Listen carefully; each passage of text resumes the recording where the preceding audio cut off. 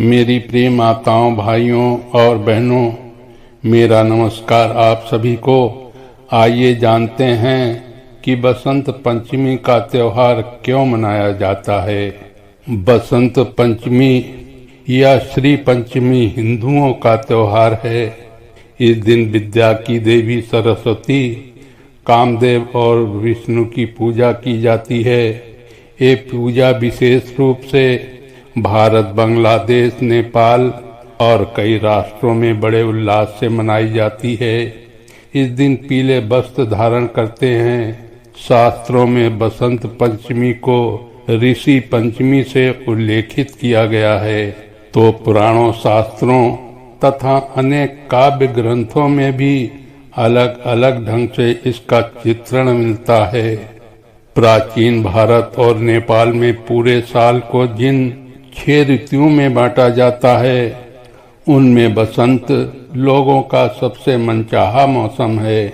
जब फूलों पर बहार आती है, खेतों में सरसों का फूल मानो सोना चमकने लगता, जौ और गेहूं की बालियां खिलने लगती, आमों के पेड़ों पर बौर आ जाता और हर तरफ रंग बिरंगी तितलियां मंडराने लगती, भर भर भमरे भभराने लगते।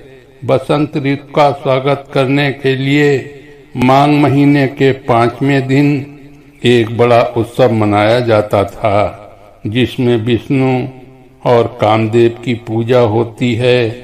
ये बसंत पंचमी का त्योहार कहलाता था। प्राचीन कथा के अनुसार सृष्टि के प्रारंभिक काल में ब्रह्मा ने जीवों, खास तौर पर मनुष्य योनि की रचना की, लेकिन अपनी संरचना से वे संतुष्ट नहीं थे। उन्हें लगता था कि कुछ कमी रह गई है, जिसके कारण चारों ओर मौन छाया रहता है। तब ब्रह्मा जी ने इस समस्या के निवारण के लिए अपने कमंडल से जल अपने हथेली में लेकर संकल्प स्वरूप उस जल को छिड़ककर भगवान श्री विष्णु की स्तुति आरंभ की। ब्रह्मा जी के किए स्तुति को सुनकर भगवान विष्णु तत्काल ही उनके सन्मुख प्रकट हो गए और उनकी समस्या जानकर भगवान विष्णु ने आदि शक्ति दुर्गा माता का आवाहन किया।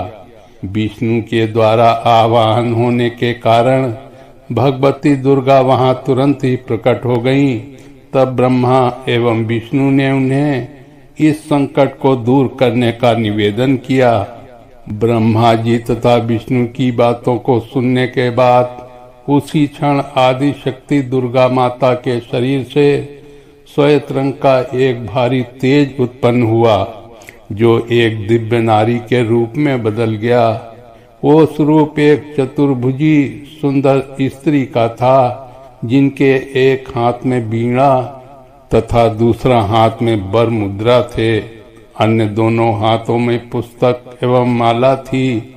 आदि शक्ति श्री दुर्गा के शरीर से उत्पन्न तेज से प्रकट होते ही उन देवी ने वीणा का मधुर नाद किया, जिससे संसार के समस्त जीव जंतुओं को वाणी प्राप्त हो गई।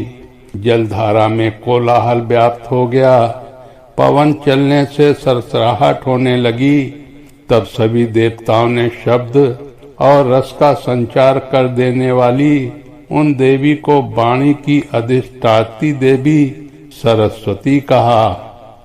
फिर आदि शक्ति भगवती दुर्गा ने ब्रह्मा जी से कहा कि मेरे तेज से उत्पन्न हुई ये देवी सरस्वती आपकी पत्नी बनेगी। जैसे लक्ष्मी श्री विष्णु की शक्ति हैं, पार्वती महादेव शिव की शक्ति हैं, उसी प्रकार ये सरस्वती देवी ही आपकी शक्ति होंगी। ऐसा कहकर आदि शक्ति श्री दुर्गा सब देवताओं के देखते देखते वहीं अंतर्ध्यान हो गईं। इसके बाद सभी देवता सृष्टि के संचालन में संलग्न हो गए। सरस्वती जी को बागेश्वरी, भगवती शारदा, वीणा वादनी और बागदेवी सहित अनेक नामों से पूजा जाता है। ये विद्या और बुद्धि की प्रदाता हैं। संगीत की उत्पत्ति करने के कारण ये संगीत की देवी भी हैं। बसंत पंचमी के दिन को इनके प्राकोत्सव के रूप में भी मनाते हैं।